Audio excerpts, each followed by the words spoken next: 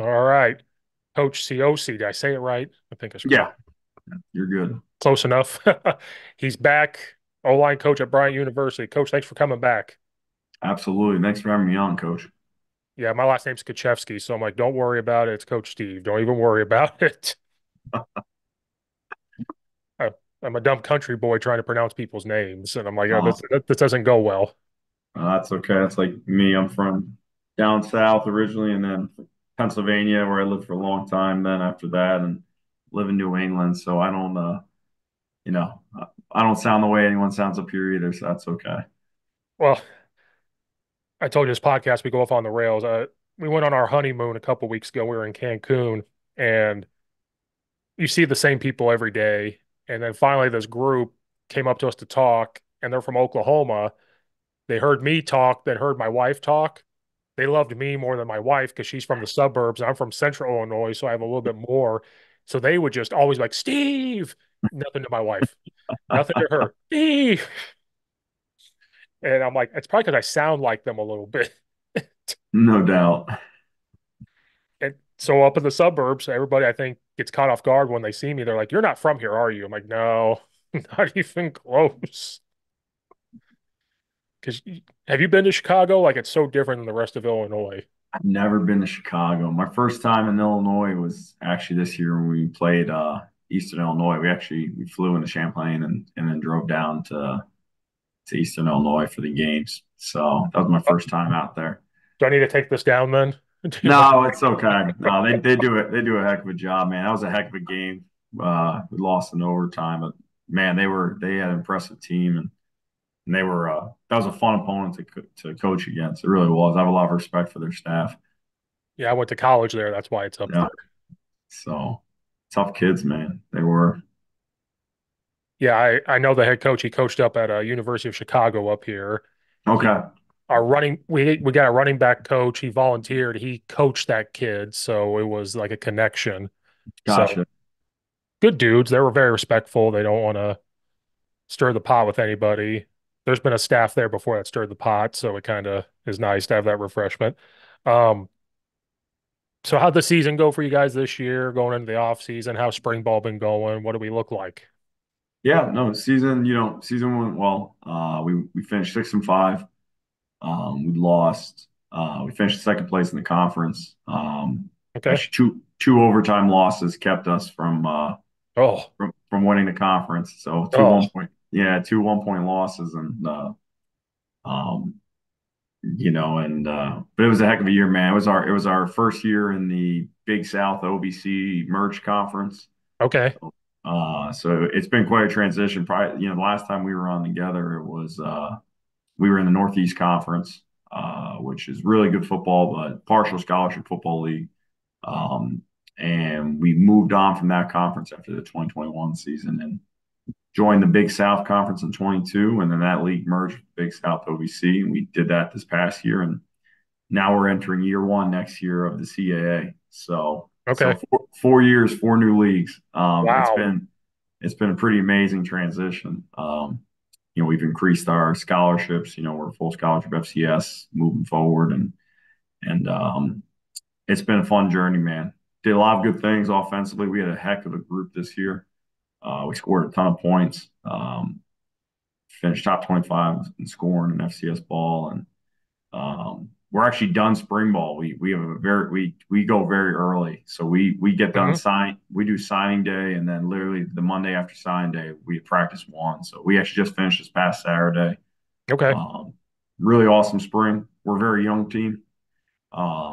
It was we graduated a lot of really good seniors that have done a lot of great things, set a lot of records the past few years, and so went into it had a pretty new group up front, other than a few guys, and as an offense, our whole team in general, we just kept getting better all spring. It was a very physical spring, which was really exciting to see. So we're fortunate. We got a nice little indoor setup here, so we were able to kind of dodge the snow and the weather for most of it and get it done pretty early.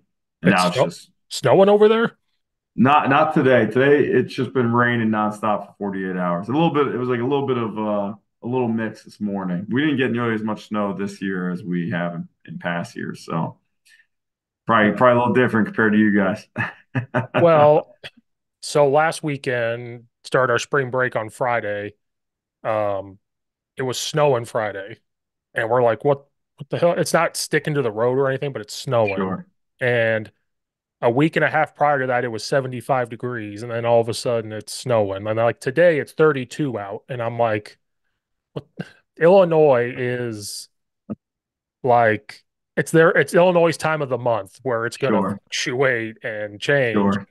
Like we had to turn the heat back on, and I'm mad. I'm like, we gotta pay for the heat to come back on. Yep. Yeah, they call that like, it's like the fake spring, right? The false spring. That's like here we're it was like 68 degrees like 2 weeks ago. Yeah, And then 2 days later it's like 28. It's like, oh, it's like so we're fortunate. We're near the coast, so we wind up dodging a lot of the snow, but you go like an hour north of here, 2 hours north of here, and the weather looks completely different compared to like what we get every day. So yeah, that happened in Illinois. We have friends that live in Antioch, Illinois, which is by the Wisconsin border. okay, They put up a Snapchat when we got the snow Friday. It kind of sticks to the grass, but it's not the roads aren't sure. by any means. They put up a Snapchat and they got like this much snow on their grill and stuff, and Yeah, we're like, you're only like an hour and a half north of us. right. And like with Minnesota, they post pictures up of their snow. Wisconsin's putting pictures up, and I'm like, well, I can't complain too much then because Sure. that was the weird part. Because then Illinois is such a big state that I don't do that thumb on purpose. If you see it, I don't know why it That's does. okay. That's okay. Don't think I'm bored and hitting buttons or anything. Like, so I drove to my parents. I left at like 3:30. It's snowing. I get to Kankakee, which is like an hour and 10 minutes. Sunshine. There's no more snow, and I'm like, what the hell just happened? And I'm driving in. My parents are like, yeah, it's just been sunny today. It was 60 degrees in central Illinois, 40 in suburbs of Chicago. And I'm like, what just happened? But I got to go to Illinois spring first padded spring practice last Saturday, and you I saw that. got to be right next to the grill. As long as you were out of the camera view, Coach Bart Miller invited. He's like, yeah, come on down, come watch it. So I went down and watched it. And what I forget is how physical your guys' spring balls can be. And like that's why I tell people like we don't have spring ball in high school in Illinois, but like people are like, oh, it's just spring ball. Like for you guys, that's a big deal. You can actually see what they can do going into the summer. You can already start figuring out like your depth chart and then putting it out there, right? Like that's kind of how it Absolutely. works with spring ball, right? Absolutely. Because we And don't it's get that. no, it's the best, man. We just had our junior day and we had like 200 some recruits there, and Oh wow. and mostly Northeast kids. We had a few kids from down south that we recruited, but they don't do spring ball out here either. And that was the first thing a lot of the kids were like, they're like, wow, this is a extremely physical practice. And we're like, Yeah, yeah, man, it's awesome. And that's the other benefit for us going early is like anybody that gets banged up, you just have so much more time month wise to recover right. prior to camp. Whereas if you finish like end of April, you're pushing in the summer training and losing guys for that. So yeah, I have a lot of respect, man. I don't know Coach over there in Illinois, but I've watched his guys up front over the years at different places, and he does a heck of a job, man. So I listened to your talk with him the other day. So he does a great job, man. They're physical. Um, well, they had like no depth last year, so when I showed up, he had more depth this year. Oh Trust yeah. me, there was more people. And the funniest thing is I'm 6'5". I'm not going to say my weight because I'm a little older now, but I walk by and these guys are massive, and I'm looking, I'm like, oh shit. Yep. They got like they're huge. And then their running backs are huge. And I'm like, this is why I wasn't a Division 1 player, because like I was like the biggest kid in our team in high school. And I'm like, oh yeah, no. And I try to tell our kids that they think they're Division 1. So when I show them those pictures, I'm like, you guys are not this big. So don't even try it. We always joke as a group of my buddies in the profession. We all coach FCS ball and we all played FCS. We joke that we're known as fake big. Like I'm 6'3". I was 325 my senior year, and I joke that we go to you go to like in the area like BC's practice, and you see Yeah. like the O lineman walking around, like that's real big. Yeah. Like, yeah, Yeah. I'm fake big. Well, So, I walked on at Eastern, and so in high school, I was always flirting with like 240 to 265. If it was basketball season, I was way less. yep, Football, you gained a little more weight. My senior year of high school, I got to 300 pounds. I just really focused on eating protein, lifting, all that good stuff. I hurt my knee and my back because my body wasn't used. I wasn't as fast. I wasn't used to it, you know. I got down to 225 for basketball. Like I lost all the weight. To walk on, I tried to put it all back on. I got to 275. I walk in, I'm 6'5", 275. I'm thinking I'm pretty good. I walk Sure. into Eastern and they said, what do you want to play? What are you going to try out for? And I'm like, oh, line. And they laughed. They're like, you're too small, man. Right. And I'm like, what? I was like, what? And they're like, yeah, you're too small. That guy over there is 6'6", 300 and like Oh 10 yeah. pounds. Even at Eastern at the time, Coach Yeah. Spoon was there and everything. And I'm like, oh. So they're like, you have to try tight end. And I'm like, does that mean I have to run? And they're like, yeah. I'm like, oh. But I tell our kids that. I'm like, guys, you guys think I'm big. I was too small, and their eyes get real big. Right. What? I tell adults that, and they go, what? And I'm like, it's a different world. FCS, Division One, No. it's so different. No. I think people are shocked when they, come out to even like, like even us, like, our. I always try to encourage like, a lot of people I know that are high school coaches and like, recruits, like, come on out to practice and like, like even going back when I was at Wagner, like I remember back when I was at Wagner, we had a lot of alums Hmm. um, that played at Wagner, and kind of Wagner's deal was like Wagner was D3 for a long time, and in the Yeah. early '90s they went to D1 FCS, and a lot of our alums were like coaches in the state, and back when it was D3, and we'd be like, come to practice, and they'd get to practice, and we had a really good run of a few years where we had quite a few kids go professional. We had a Hmm. couple of tackles that wound up going professional and for a little bit. And they're both like 6'7", 6'6", 300 plus. And people they were like, "Oh my God!" I was like, "Yeah, like even Yeah. FCS, like for us even like we average over about 304 pounds right now across the Wow. board. So like it's even at the FCS level, the kids are big, man. They really are. And the same with D2 football down south in parts of the Northeast too. I mean, linemen are big, got to Oh move yeah. fast, Well, athletics. So, well, I live in Naperville, and right down the street's North Central, yep. and Oh, for absolutely. they're huge. They're, Huge. and our head football coach played at North Central. It was a while ago. He's 38 years old now, but he played linebacker there. And so he has connections. And so when our kids are looking to maybe play college ball, we're very honest, like, hey, you're probably Division 3. And there's nothing wrong with it, obviously. Like it's just like, hey, No, this is the fact. Um, and so around us, we have North Central, we have Aurora, we have Elmhurst. And so they name those off, and he goes, take North Central off your list. And they go, well, they're Division 3. And he goes, that's not your normal, typical Division 3. And so we might take them to a practice here soon so they can see like 100%. they look like a Division 2 team Yeah. because they're fast, they're big. And so hopefully the realization hits like, okay, you're not going North Central. Like they're a dominant football team winning national championships and but they stay. They have like 100 and some kids, and they just Right. stay, and they got it rolling over there. It looks like a Division 2. I'm going to be shocked if they don't make the jump here eventually.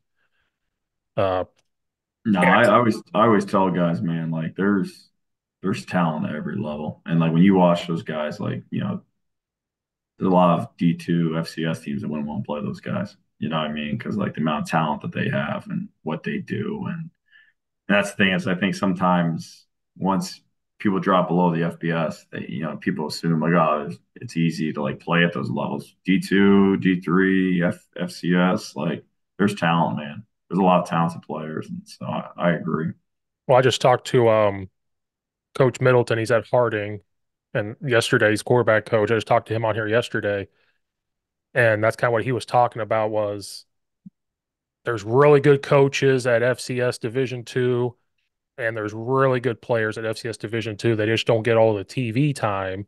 Mhm. So I try to tell people because I'm blessed to like talk to you guys on here. Not everybody can do that, right? Like I'm very blessed when you guys are like, I'll come on here and talk to you. Like I get honored and I'm like starstruck every time. Like these college coaches are talking to me. This is awesome. And I get the insight.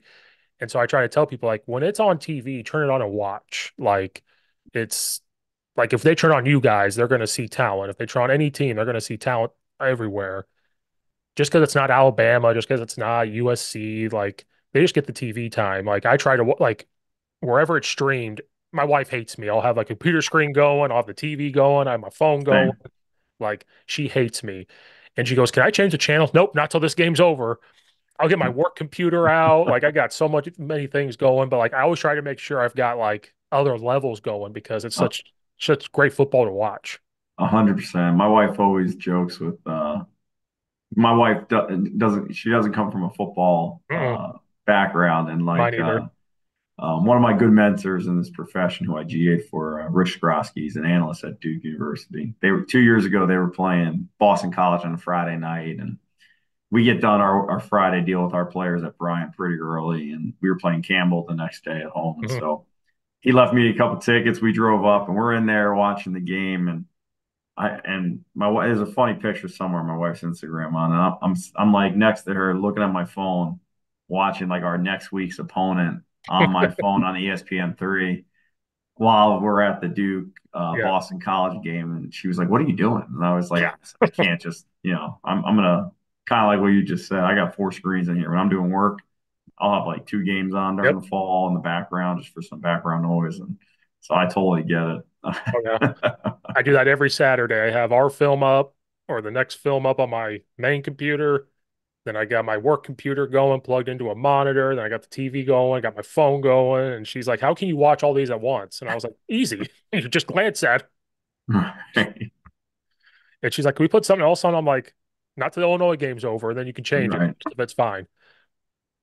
Um, so I've asked every college coach this, and people that listen are going to be tired of talking about recruiting. Has recruiting changed much for you at Bryant? Because I know it's a high academic school, this freaking transfer portal world and everything. Like, has it really changed much there, or is it a little bit, not too much, or is it still business as usual? Sure. No, it's changed a lot. When we first got hired here 5 years ago, we're on year six next year. It was we're a high academic school, and Yeah, so like fortunate for us, the bulk of our kids stay because like a degree from here is going to put you in the six-figure range. right. Like almost immediately in your career. Big business school, got a lot of other elite majors. Um, so like a lot of kids here realize that they're gonna Mhm. they're gonna come here and they want to stay and they want to get the degree, and so that helps us a lot, I think, compared to a lot of schools. We recruit a lot of the same kids, the Ivies, the academies, the Patriots, Mhm. the higher schools, academic schools do.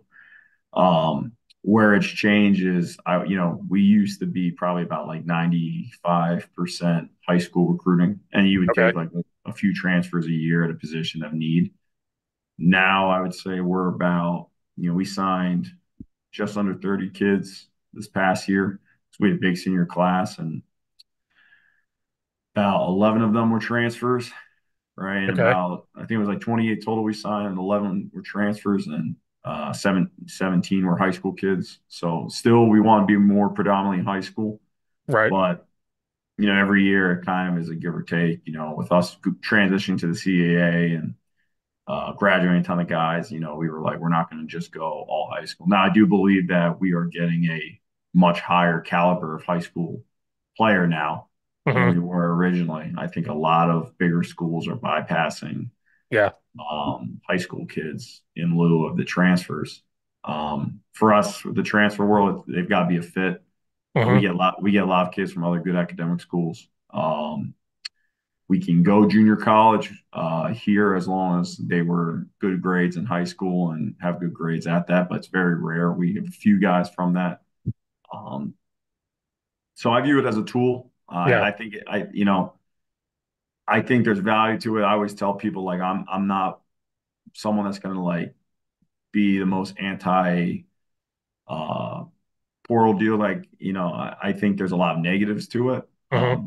Myself, I was a transfer. I was a walk on to Temple University, start my career in college, and my mom got sick at the time, and I couldn't afford to stay. And I made kind of a crazy decision. I left in August. I was like, all right, like I'm gonna gamble on this and see if it works. If not, I'm gonna join the military, like Yeah. other people in my family. And I was fortunate enough that an FCS school, Wagner College, gave me a scholarship in August, which is crazy. And that's years ago. And so Yeah.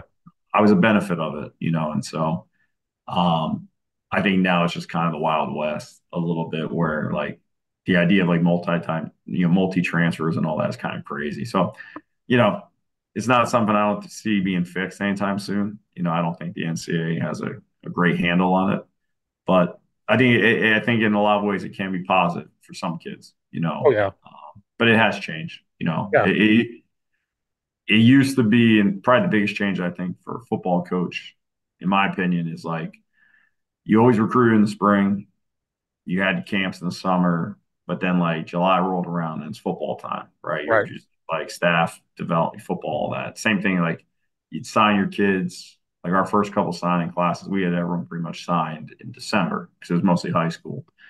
And now you're doing official visits year round now. Hmm. Like this kid leaves or whatever, or, you need a spot to fill. Like, we have a few more spots we're going to fill now in the next couple months that we saved um, for transfers. And like, you just do so much less football, I think, Right. especially our level where there's not like a recruiting department to like Hmm. do a lot of the legwork. Like our coaches work their tails off here. And, um, it's like everyone's like a GM of their position. You Right. gotta. And so it has changed quite a bit, to be honest with you. Um, like I said, I'm honored to always talk to college coaches because you watch ESPN. It is the Wild West, but they don't tell the full thing. You Mhm. guys are work they're like, oh, college coaches get paid a lot, and I'm like, the big times do, but like the rest of Yeah. you are making a good living, Cor- like you're comfortable, correct. Yeah. but you're really earning it now. Like Yes. you're adding like an extra 2 hours to your day of that, or like you said, you're on campus more because they're coming more. Yep. And, you know, not saying maybe this didn't happen to you, but talking to some, they might be set in the spring, but then all of a sudden, two players, it might be your position, jump in the portal. They're like, this ain't for me. Now you have that decision. Do you plug in this freshman or do Right. you go, if there is there a junior or a sophomore that you can go grab? And but then now you also now have to spend time recruiting that kid because you're not going to recruit a kid that ran a different offense than what you want to do because now you got to spend time on that junior, like getting that out of their mind, right? Because that Absolutely. you might as well just put the freshman in that's been with you doing that. So now you have all these decisions, you're recruiting even harder. So I defend you guys. I'm like, they're earning the money if they're put in that situation. Not everybody is, but Sure. you know, like I said, you may not be as the same position, but also transfer portals kind of helped you guys out because you can grab more high school kids because 10 years ago maybe that specific kid would go Power Five. Right. Well, now if they're not going to go get him because they have the transfer, you guys can swoop in and be like, oh, come here and you'll get a degree. You're going to win football games. You're going to do this, and so it's just your guys' minds have to be all over the place sometimes with all that. Yeah. It's almost like, I've joked with my head coach and other guys on our staff about this. Like, you almost feel bad when you come in the office. Like this time of year, I love watching other people's film. Like we're done Yeah, spring ball, doing recruiting every day. So like this morning, I was watching App States, like outside zone stuff, right.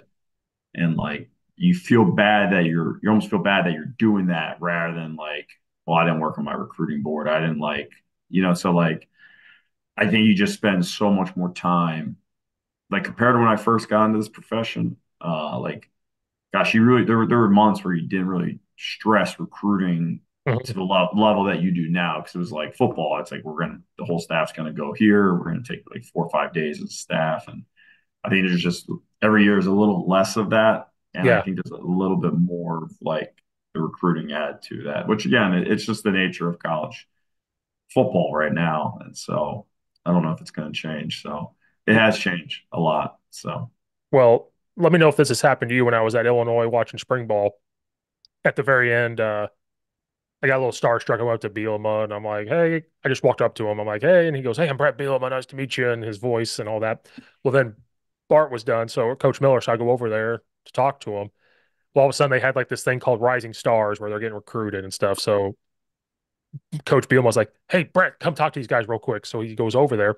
They're handing him business cards of like who they are. And he comes over and I go, are you shitting me? They're handing you business cards. And he's looking at me like, took a deep breath. He goes, yep. And I'm like, what? And he goes, this is a thing now. yeah, And I'm like, do my kids need business cards? He goes, no, no, no, no, no, no, don't do that. Please don't. And I don't know if you've seen that. I'd never seen it before. I No, was like, yeah, that's quite common now. Yeah, well, I didn't know what a business card was when I was yeah. 16, 17 years old. Are you kidding me? No, it is definitely different in that regard. Now, to be honest with you, he's like, do I care about all these business cards? No, I only care about these two. The rest of them, Right, toss away. right, But one of the kids was like 6'7". He goes, now that kid, maybe. Like, sure, I couldn't believe it.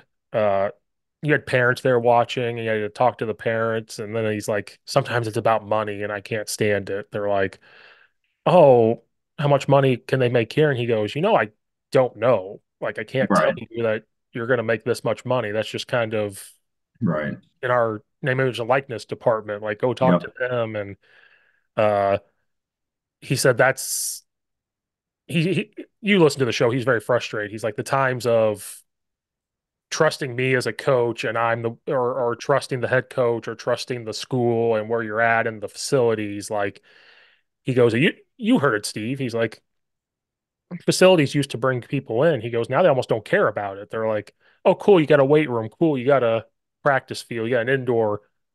Cool. But am I going to make $500,000 coming here to play football? And it's like, I don't know. Um, I was going to have Eastern Illinois' head women's basketball coach come on. He calls me. He goes, Steve, these two players just jumped in the portal. I have to go watch them like immediately. And he's like, and he's on the phone with me for like 10 minutes, just complaining about some of that. He goes, it's changed. He's been coaching for like 30 years. He's like, oh my God. He goes, I would never just jump and leave. He goes, they're in the portal. I got to get them now. If I don't, somebody else is going to get them. right. And No, you guys are working hard, man. I can't describe how hard you guys work with all that's just extra shit. no, it's kind of like I remember, we've had success the past two recruiting cycles. I try to break up the try to take close to even high school to transfer like ratio O linemen because I think it's good. You got to bring in young guys and develop. I also think it's good to have smaller guys, but I think you can't overwhelm one way or the other. But so we've had some good success getting some good players the past couple of years. But I remember 2 summers ago when I got married, we could not. We had one spot and we were trying to fill it, and we were having no luck. We'd offer a Yeah. kid, he'd get a bigger offer.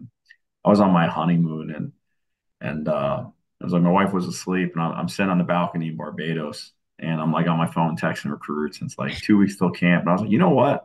I was like, I'm not doing this, No. and I'm like, I'm gonna enjoy this. I was like, you know what? Like at the end of the day, I said, I'm gonna take a few days from it, and it was like the most peaceful couple days I've done. And Oh, we wound up getting a good player, at the end and all that, but.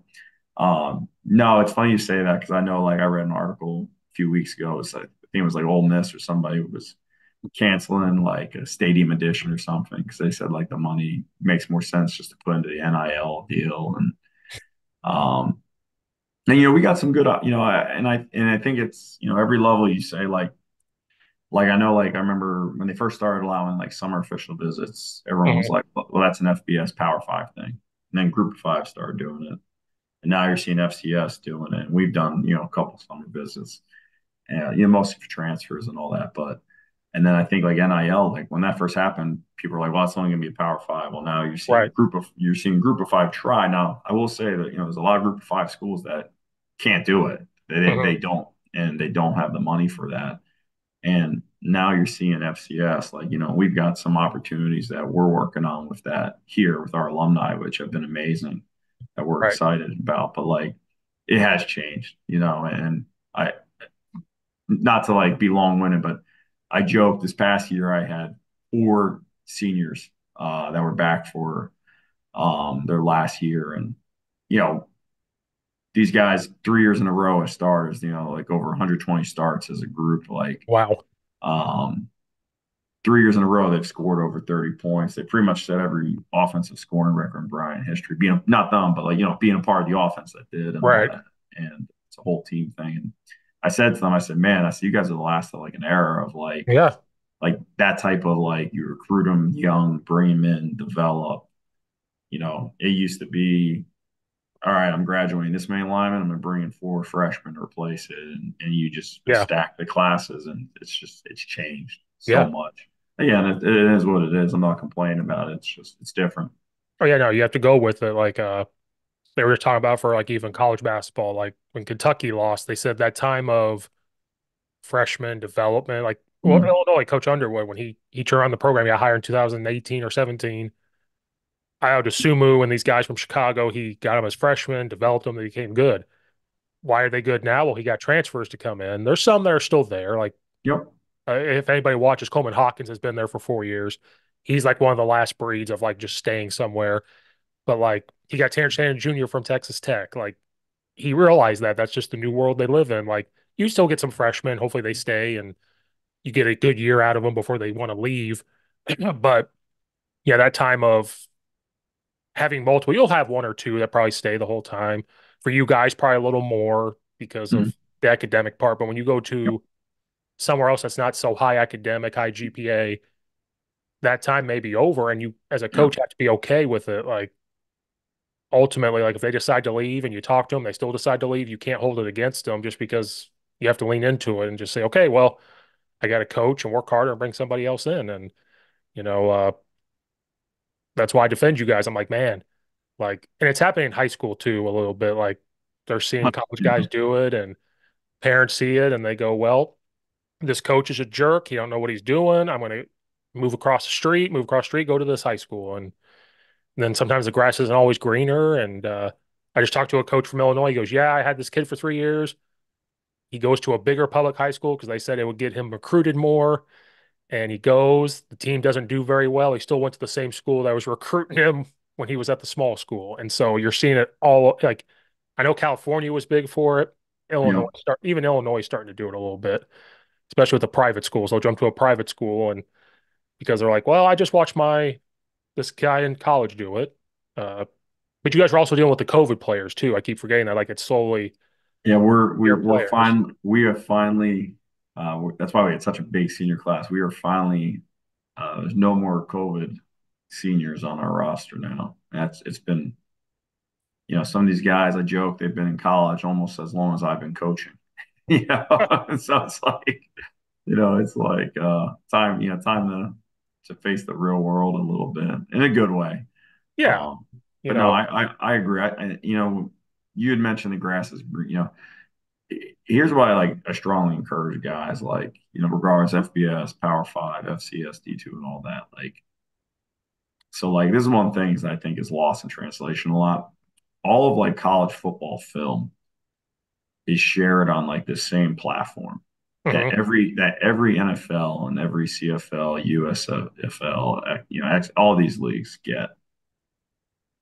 If you play and you dominate, you're gonna be seen. And I Right, think it's the same in high school. We get the film. Like most of the, right. especially the higher the level, the more access that they pay to get all the information sent right to them. I mean, even we do at our level. Um, so it's funny you say because I talked to a coach around here recently who had mentioned something like that similar, and I talked to the lineman. He was like, "Well, I'm thinking about going to this bigger high school," and I was like, "Okay, well." They have all five starters back at that high school. So, what do you? And he's a good player. I think Mhm. you're a solid player, and you're having a good senior year, and I think you're going to get recruited by this level.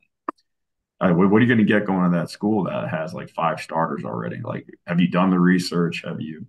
I think a lot of kids go in blindly. I think Yep. that's why there's so many kids that get stuck. I think there's so many kids I tell I tell guys all the time. I look at the success rate.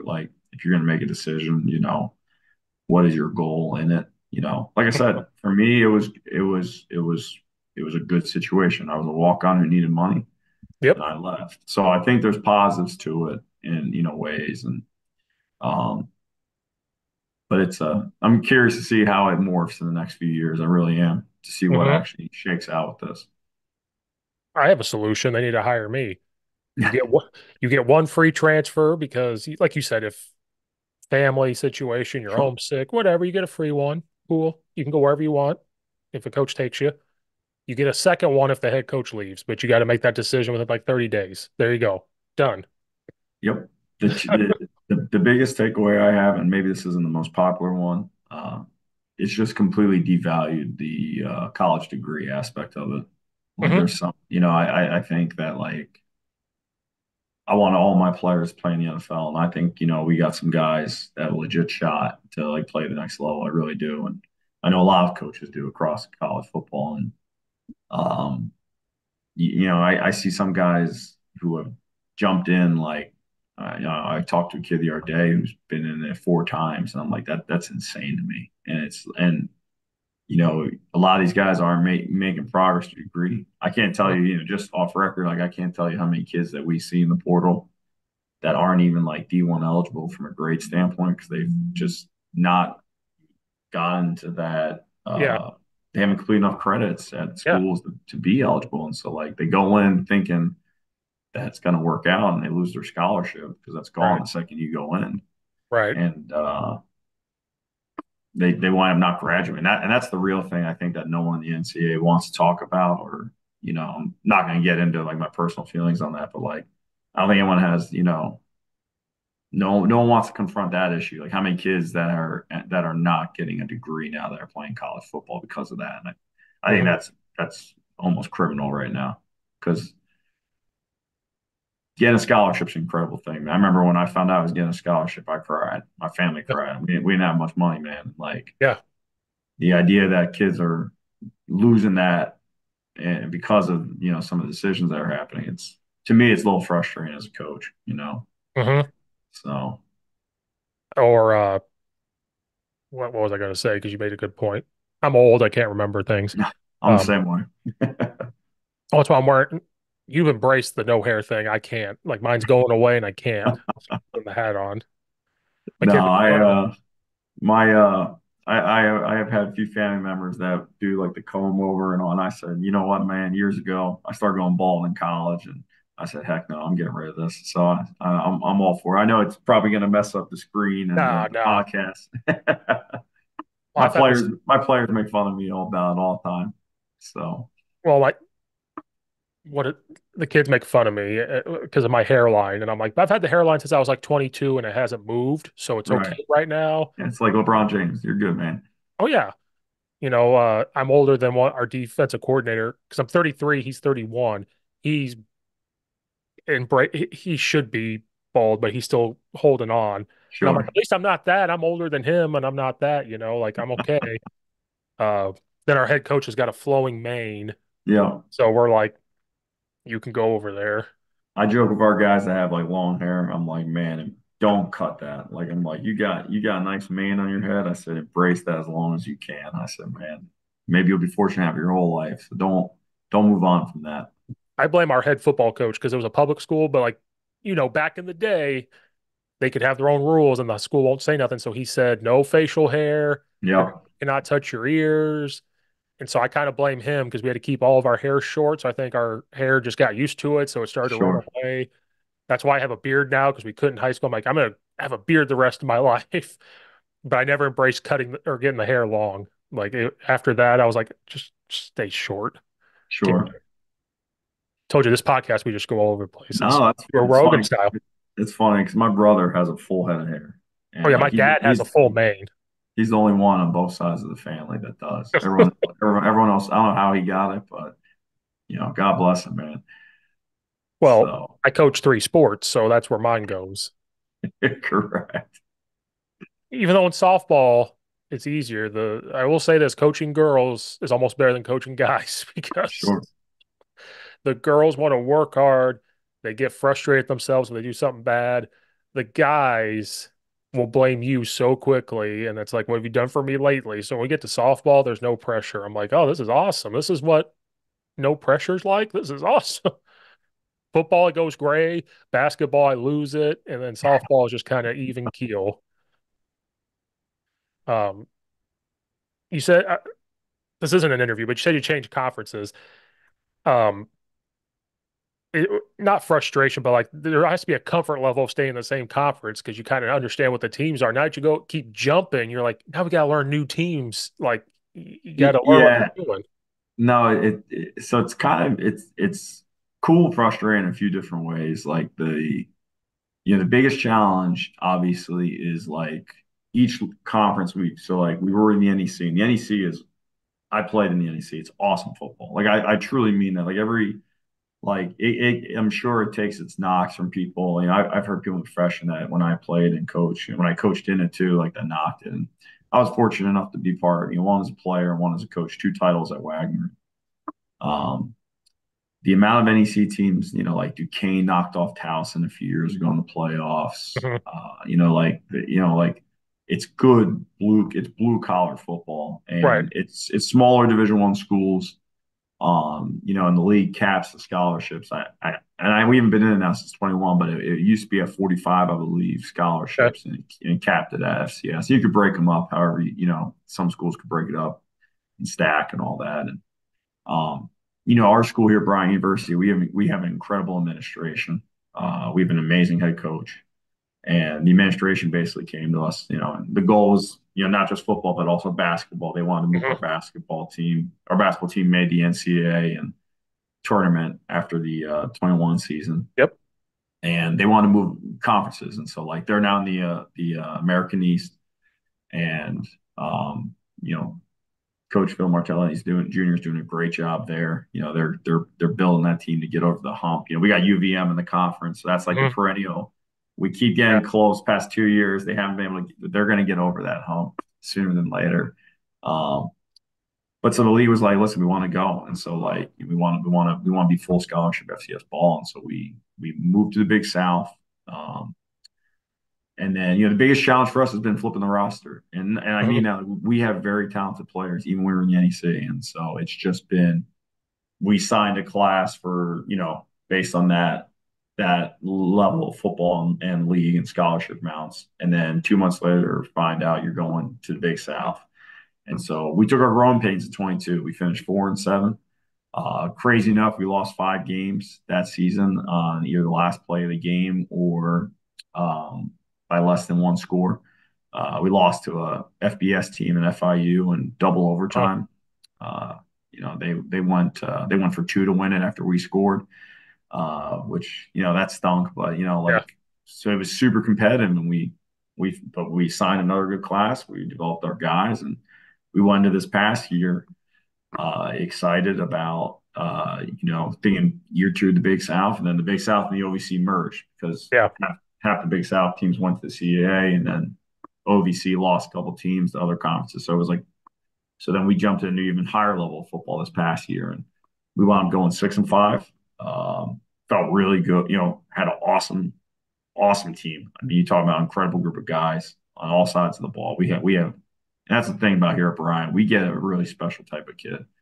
Uh, they value the education. They love playing football. To me, it's like a perfect blend of like the student athlete deal. And Hmm. um, so going this past year, we found out in the summer in July or late last spring that we were going to join the CAA now. And so we finished 6-5 in the Big South OVC. We lost Eastern Illinois Hmm. in overtime in a great game out there, and then at home and what was kind of like a de facto championship game. We lost to Gardner Webb in overtime as well. So we finished second in that league, and it's kind of like, you look at that and you're like, man, we've made some serious progress here, and Right. our administration has rewarded us for that in some great ways, and like.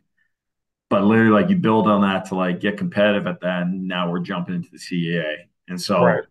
um, so it is a challenge, like it's, this jump now is the most significant. CAA is big time ball. I would argue it's top two FCS conference. I think the big three are the Missouri Valley, the Big Sky, and then the CAA. And Hmm. you look at like who the top four, top eight teams are traditionally every year. They really come from those three conferences usually. Right. And so we got a lot of work to do. We're very young, and we got a lot better this spring as a team. Um, we're gonna have to flip the roster again. Like kind of keep adding to the roster and getting a CAA type mindset. CAA type body type, and that's what we're working on.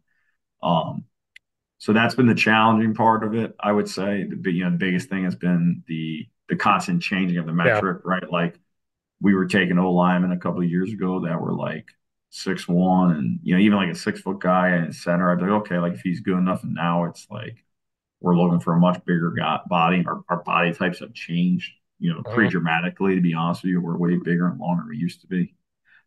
Just from no line world, and but even like our other positions, you see of the type of athletes we have. The cool thing has been, and kind of like you said, negative. And I'm sorry, I'm going long wind here. No, you're good. Um, when we were in the NEC, it was kind of like okay, for the most part, like you knew you could kind of stack like okay, the DC unless they change, like you have a feel, and so it's been a new league each year, and so Right.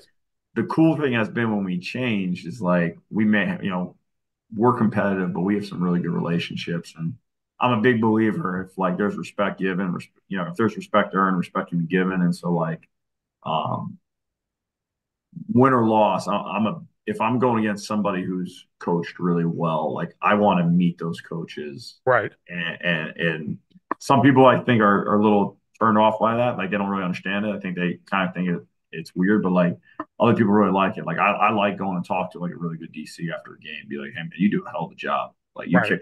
you kicked my butt. Like and so with all the conference moves, we've actually been able to build some relationships because we're like, hey, we're not playing each other anymore. Let's dive That's into true. like, hey man, you scored on us. Tell us what you do at Bryant. Okay. Well, hey man, you stopped us. Like, so Yeah. I've been able to build some really good conversations and relationships because of that. Now, on the Right. flip side, now that we're going to the CAA, I know a lot of O-line coaches in the CAA who are Uh-huh. friends of mine. And now I can't call them every week to pick their brain because we're playing each other. So Right. it's been interesting. It's been cool though. Yeah. I was looking at your guys' schedule. It's tough. It's a lot of It good is. teams there. Um, when you have such a young team, do you have to like tweak your offense a little bit, or are you just going to get them to do what you guys do? Like, Yeah. So we have evolved, and every year there's certain plays and structures that have always stayed the same for us. But every year there's been about like I would argue, I'm trying to think, from a pass game perspective. Yeah, every year like the pass game, I would say there's a few different concepts that our receivers and coach and tight ends coach, our head coach, like throw in that group of guys feel better about, and all that. But we have our core stuff that stays every year. It's the same in the run game. Usually there's about like two runs a year that are separate from our core stuff that like we put in because we get good at it or we feel like that's a good compliment. Like 2 years ago, we did a lot of like ISO insert lock with right. fullback. It was like a good counter for us to be able to like help our zone, inside zone, and some of our gap scheme stuff. And last year we did a little bit more 10 personnel run game at times. We were really talented at receiver.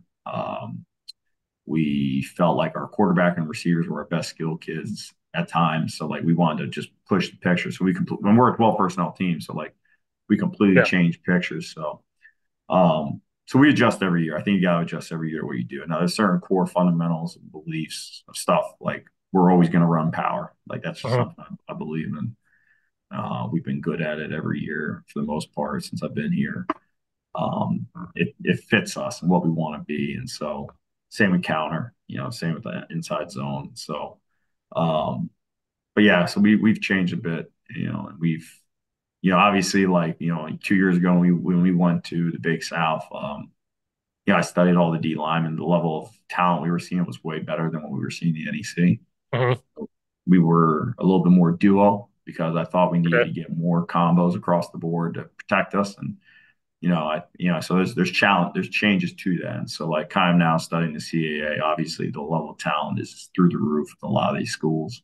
There's certain things that we'll tweak and do a little bit different to try to even the playing field to having a young team and all that. So Right. Yeah. I'm in the same boat as you. My entire offensive line starters, except one, was a senior. And right, so they're gone. I'm bringing yeah, one back. I'm bringing one back, and he's like in the weight room. And I got sophomores trying to lift, and he's going to be a senior. And he goes, Coach Steve, what are we going to do? And I'm like, we have to figure it out. yeah, and and sometimes and this is where I've kind of like I think it's cool. Like my senior year in college, we won the NEC, and it was funny because the year before we were a more talented team. Um, Same situation. I had four seniors in my junior year, and they all graduated. And we had like a couple guys that played a little bit, started a couple games, and came back. But the group just gelled way better. and it was funny, and sometimes that works like that, and so like I like our young group. Our group is gelled pretty well this spring. Like we're a little light on the communication piece. That's what they're getting better at. Right. But they're a close group. They work their asses off, pardon my language, and Yeah. um, that's what it's all about. But when you walk off that field, like when we walked off the field after beating SEMO last year to end the year, and I take a picture of my four seniors, I'm like, God dang, I'm like, that's a lot. That's a lot of experience. Walk into that locker room. That's not coming back. Yeah. So it's Yeah. a challenge for sure. Yeah. One of my guys graduated. He started, not all of them started all 3 years. Sure. I had one guy start all 3 years, and he went through hell and back because, like, because I would say it's high school. So his sophomore year, he was trying to be a running back, but he's not a running back. And they're like, what happens when kids don't have a position? They get sent to me to be O lineman because it's like a punishment. And I'm like, no. Yep. So he started O line sophomore year, junior year, senior year. He was like our fastest kid on the team. We were like, all right, we got to get this kid to be a running back. And I'm like, no, no, no, no, no, no, no, no, no. And we tried, couldn't do it. That kid went through hell and back, being 0-9 sophomore year, 2-7 his junior year, and then this year we go 7-4. And it was just like he like cried. I never that kid was a tough kid, had tears when we made the playoffs. He was like, and I'm like, see, it paid off, right? Like we had to go through hell and 100%. back, and we played teams we should never have played, like dominant teams. People might know this high school, like Lombard West in Illinois. They're a powerhouse, and we play them. We play like Lyons Township. They just had to get recruited by Illinois. Like we should not be playing these teams. Right. And then you start plugging in some juniors and these seniors this year. And then I looked at that too at the end of we lost our second round playoff game. I'm like, oh, wait a minute. Once after the game, like, wait a minute. That's a lot of starts leaving. Oh yeah. And then I look at the other kids. I'm like, they haven't played varsity ball yet. Oh boy, here we go. I know that's where it's a little different. High school to college, like the depth, obviously, and the experience. That's one things that and it's helped us, I think, and I'm hoping it'll help us moving forward.